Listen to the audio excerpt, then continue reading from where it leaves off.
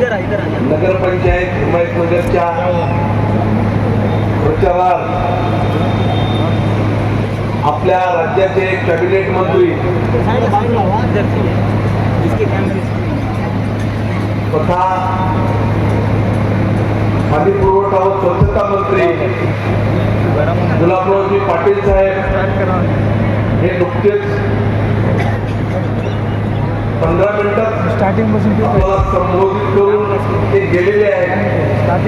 कारण तुम्हाला आमचे जिल्हा प्रमुख विवेक देशमुख यांनी सांगितलं. त्याचबरोबर आमचे जिल्हा प्रमुख मंचावरील सर्व मंडळी, आता नाव घेत नाही, अध्यक्षपदाचे उमेदवार आमचे रामभाऊ ठाकरे व त्यांचे संपूर्ण नगरसेवक पदाचे शिवसेनेचे उमेदवार जमलेल्या सर्व बंधुवांनी भगिनींनो, खर तर मी काल सुद्धा शिव्या खाल्ल्या. काल शिव्या याच्यासाठी खाल्ल्या की 6च्या नंतर हेलिकॉप्टर उडत नाही.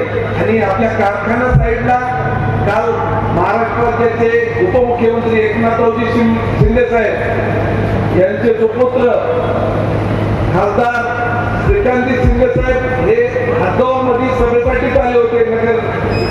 आपल्या नगर परिषदेच्या तिथं आल्याच्या नंतर 6च्या नंतर 6 वाजता हेलिकॉप्टर तिथून उडालं.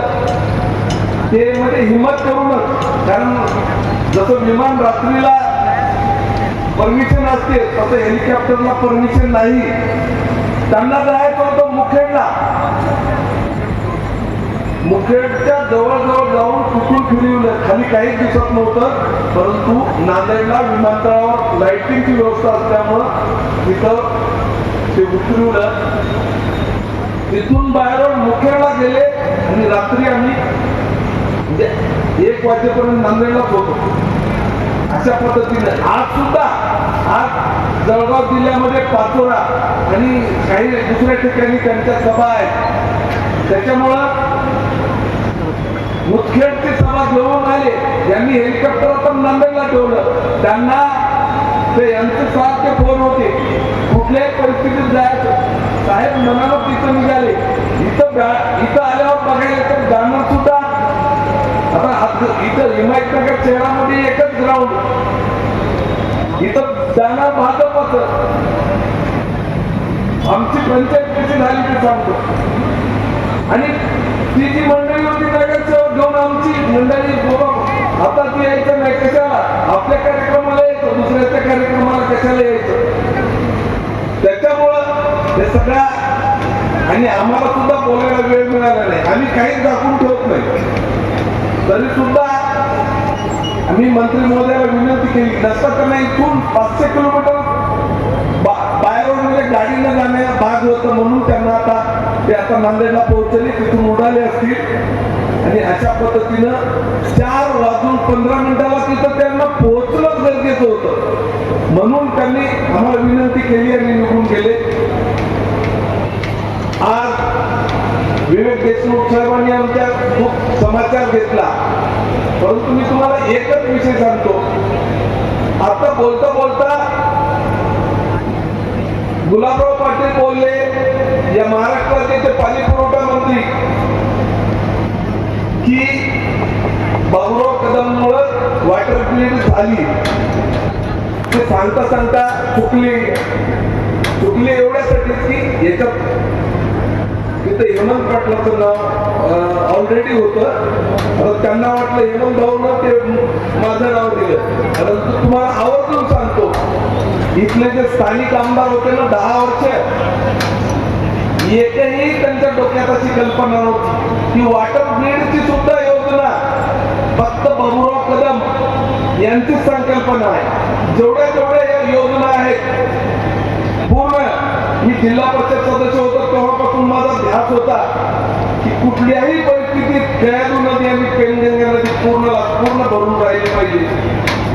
तरच आपल्या या शेतकऱ्याचा विकास होणार आहे. आणि तेच दृष्टिकोन ठेवून इसा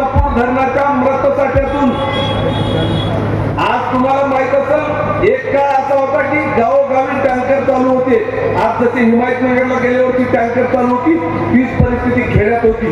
परंतु अलीकडच्या काळामध्ये या 7-8 वर्षामध्ये एवढ्या मोठ्या प्रमाणात पाऊस व्हायला त्याच्यामुळे टँकर बंद झाले. परंतु मी जिल्हा परिषद सदस्य होतो 10 वर्षे. पुणे गावात टँकर हातपंप लोकांची एवढ्या मोठ्या प्रमाणात मागणी होती ती गोपालवार साहेब त्यावेळेस जीवन प्राधिकरणचे सेक्रेटरी होते आणि यांच्या माध्यमातून मी त्यांना भेटायला गेलो होतो. मी विधानसभा 2009ला हरलो आणि 2010ला ज्यावेळेस त्यांना भेटायला गेलो त्यावेळेस त्यांना विनंती केली की मोकळा द्या आणि त्यांनी म्हणजे हरगावचं नावच काढू नका तुम्ही. मला म्हणजे तू नाव काढू नको हरगावचं. अजून कशासाठी नाही तुमची मानसिकताच नाही म्हणजे काही करायचे. त्याच्यानंतर त्यांना मी विनंती केली साहेब माझी योजना तर ऐकून घ्या. माझी योजना अशी होती की मृतसाठ्यातून पाणी येण्याचं निवळ्याचा मार्ग, त्याच्यानंतर आपली दत्तबर्डी, त्याच्यानंतर पळसेचा माळ, सावरगावचा माळ असे त्याचे उंच ठिकाण आहेत.